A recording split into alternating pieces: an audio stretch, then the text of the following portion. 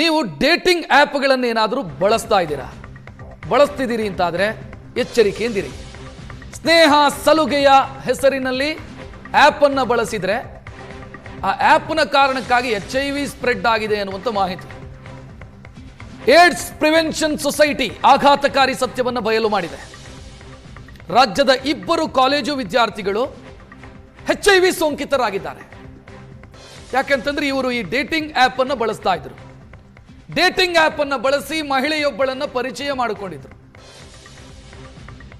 ಆಕೆಯ ಜೊತೆಗೆ ಅಸುರಕ್ಷಿತ ಲೈಂಗಿಕ ಸಂಪರ್ಕವನ್ನು ಹೊಂದಿದ್ರು. ಆ ಕಾರಣಕ್ಕಾಗಿ HIV ಇಂದ ಸೋಂಕಿತರಾಗಿದ್ದಾರೆ. 21 ವರ್ಷದ ವಿದ್ಯಾರ್ಥಿಗಳು ಈಗ HIV ಸೋಂಕಿತರು. ಸದ್ಯ ಆರೋಗ್ಯ ಇಲಾಖೆ ಡೇಟಿಂಗ್ ಆ್ಯಪ್ಗಳ ಮೇಲೆ ನಿಗಾ ಇಡುವಂತ ಕೆಲಸ ಮಾಡಿದೆ. ಹಲವು ಡೇಟಿಂಗ್ ಆ್ಯಪ್ಗಳಿದ್ದಾವೆ. ಯಾರೋ ಗುರುತು ಪರಿಚಯ ಇಲ್ಲದವರ ಜೊತೆಗೆ ಸ್ನೇಹ ಸಲುಗೆ ಇದಕ್ಕೆಲ್ಲ ಅವಕಾಶವನ್ನು ಮಾಡಿಕೊಡುತ್ತೆ ಈ ಡೇಟಿಂಗ್ ಆ್ಯಪ್ಗಳು. ಇಂಥ ಡೇಟಿಂಗ್ ಆ್ಯಪ್ಗಳನ್ನು ಬಳಸಿ ವಿದ್ಯಾರ್ಥಿಗಳು HIV ಸೋಂಕಿತರಾಗಿರುವಂಥ ಆಘಾತಕಾರಿ ಘಟನೆ ಇದು.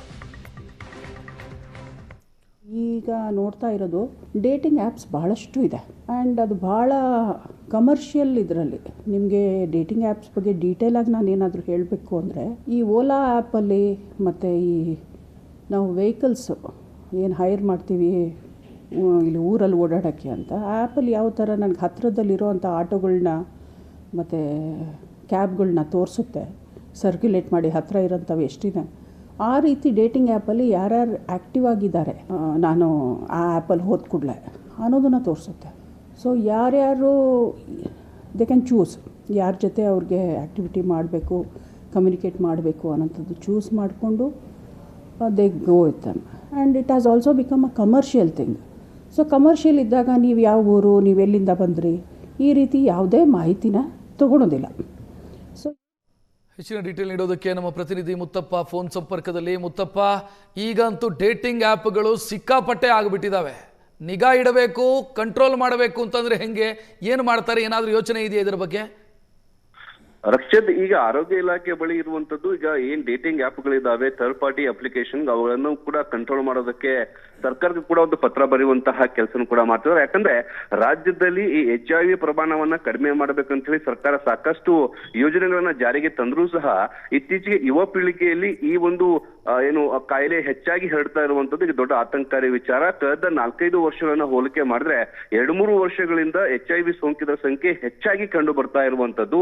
2023-24ರಲ್ಲಿ 519 ಜನರಲ್ಲಿ HIV ಸೋಂಕು ದೃಢಪಟ್ಟಿದ್ರೆ 2024-25ರಲ್ಲಿ 828 ಜನರಲ್ಲಿ ಈ ಸೋಂಕು ದೃಢಪಟ್ಟಿರುವಂತದ್ದು ಹೆಚ್ಚಾಗಿ ಯುವ ಪೀಳಿಗೆಯಲ್ಲಿ.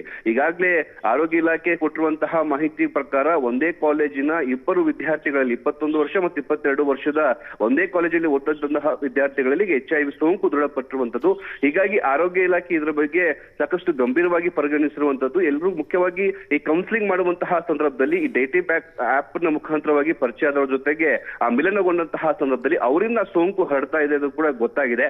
ಹೀಗಾಗಿ ಸರ್ಕಾರ ಈ ಡೇಟಿಂಗ್ ಆ್ಯಪ್ಗಳ ಮೇಲೆ ನಿಯಂತ್ರಣ ಮಾಡೋದಕ್ಕೆ ಅದರಲ್ಲಿ ಯಾರೆಲ್ಲ ಏನು ಜಾಯಿನ್ ಆಗ್ತಾರೋ ಅಂತವರ ಆರೋಗ್ಯದ ಒಂದು ಸರ್ಟಿಫಿಕೇಟ್ ಕೂಡ ತೆಗೆದುಕೊಳ್ಬೇಕು ಅನ್ನೋ ನಿಟ್ಟಿನಲ್ಲಿ ಸರ್ಕಾರಕ್ಕೆ ಪತ್ರ ಬರೆಯುವಂತ ಕೆಲಸ ಕೂಡ ಮಾಡ್ತಾರೆ. ಜೊತೆಗೆ ಯುವ ಪೀಳಿಗೆಯಲ್ಲಿ ಈ ಬಗ್ಗೆ ಅರಿವು ಮೂಡಿಸುವಂತಹ ಕೆಲಸವನ್ನ, ಜಾಗೃತಿ ಮೂಡಿಸುವಂತಹ ಕೆಲಸವನ್ನ ಮಾಡ್ತೇವೆ ಅನ್ನೋ ಮಾತನ್ನು ಕೂಡ ಹೇಳ್ತಿದ್ದಾರೆ. ಆದ್ರೆ ಒಂದಂತರೂ ಆತಂಕಕಾರಿ ವಿಚಾರ ಏನಂತಂದ್ರೆ ರಾಜ್ಯದಲ್ಲಿ ಸೋಂಕಿತರ ಸಂಖ್ಯೆ, HIV ಸೋಂಕಿತರ ಸಂಖ್ಯೆ ಏರಿಕೆ ಆಗ್ತಾ ಇದೆ. ಇಷ್ಟು ದಿನಗಳ ಕಾಲ ಕಡಿಮೆ ಇತ್ತು, ಆದ್ರೆ ಇದು ಪ್ರತಿ ವರ್ಷದಿಂದ ವರ್ಷಕ್ಕೆ ಹೆಚ್ಚಳವಾಗ್ತಿರೋದು ಎಲ್ಲೋ ಒಂದ್ ಕಡೆ ಒಂದು ಆತಂಕಕಾರಿ ವಿಚಾರ. ಅದು ಕೂಡ ಯುವ ಸಮುದಾಯದಲ್ಲೇ ಇದು ಹರಡ್ತಾ ಇದೆ. ರಕ್ಷತ್, ಥ್ಯಾಂಕ್ ಯು ಮುತ್ತಪ್ಪ ಮಾಹಿತಿಗೆ.